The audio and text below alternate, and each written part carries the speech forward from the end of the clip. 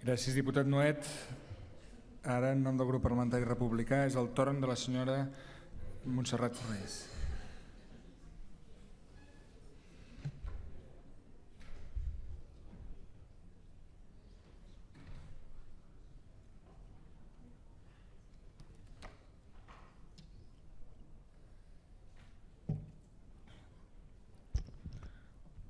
Moltes gràcies, president, consellers, consellera, diputats, diputades, bona tarda a tothom.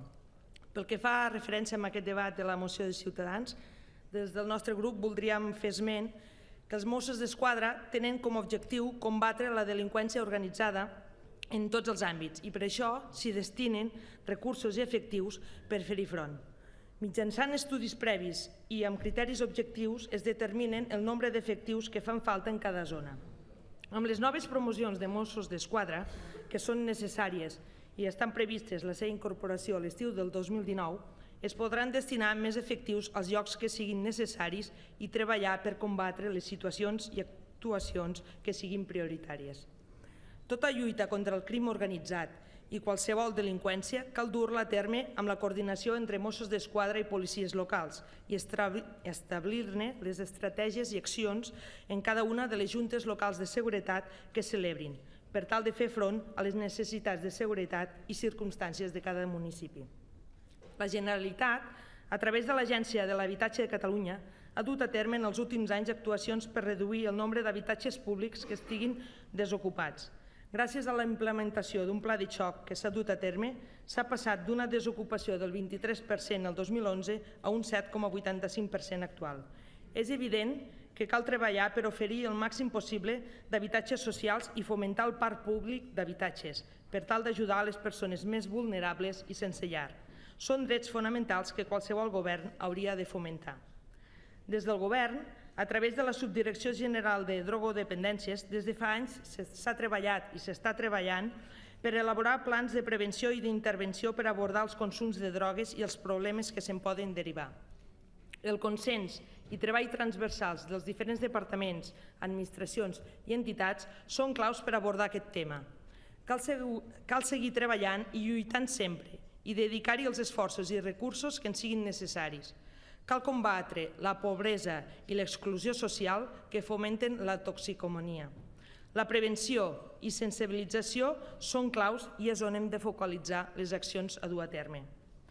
Cal continuar treballant per reduir tota l'economia submergida, que perjudica l'activitat econòmica que sí que compleix amb els seus deures fiscals i normatius. Per tant, cal oferir sortides sociolaborals a aquelles persones vulnerables que s'hi dediquin perquè no tenen més alternatives.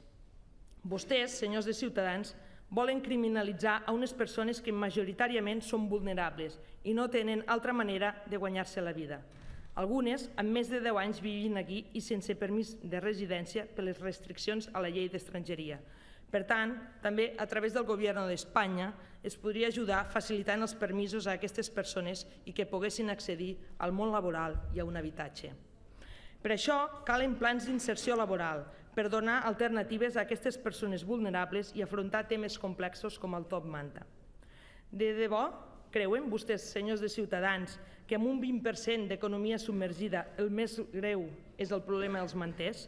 I el frau fiscal? I els que no facturen o no paguen l'IVA? I les comissions del rei? I l'elusió d'impostos d'algunes empreses o les SICAP? Hi ha molta feina a fer per lluitar contra les pràctiques il·lícites i cal que plegats tots els grups parlamentaris hi treballem, però vostès sempre posen el focus als que són més vulnerables socialment. Evidentment, qüestions que es parlen en aquesta moció són qüestions que cal abordar, no podem ocultar que són realitats existents, però, tal com es plantegen en aquesta moció, no és la millor manera d'afrontar-ho. Amb aquesta moció es magnifica els col·lectius vulnerables i es criminalitza la pobresa. No és un tema de seguretat, sinó que són temes que van més enllà i que cal afrontar des d'un àmbit més social. Si es pensen que podem dignificar col·lectius i solucionar els problemes amb més policies i amb més mà dura, s'equivoquen. El que faríem és traslladar el problema d'un lloc a un altre. De la mateixa manera, senyors de Ciutadans, que els independentistes no desapareixerem per porres de la policia, tampoc ho faran els manters. Calen solucions polítiques que ajudin a fer dignes els anhels de les persones que viuen a Catalunya, en aquest cas amb polítiques socials. Cal afrontar-ho des d'un punt de vista sociolaboral, transversal, amb plans de xocs i recursos necessaris per fer-ho de forma transversal.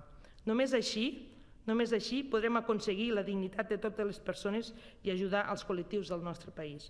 Per tot l'exposat, el nostre grup votarà en contra d'aquesta moció, menys el punt F, que amb l'esmena acceptada hi votarem a favor. Per tant, demanarem la votació separada d'aquest punt.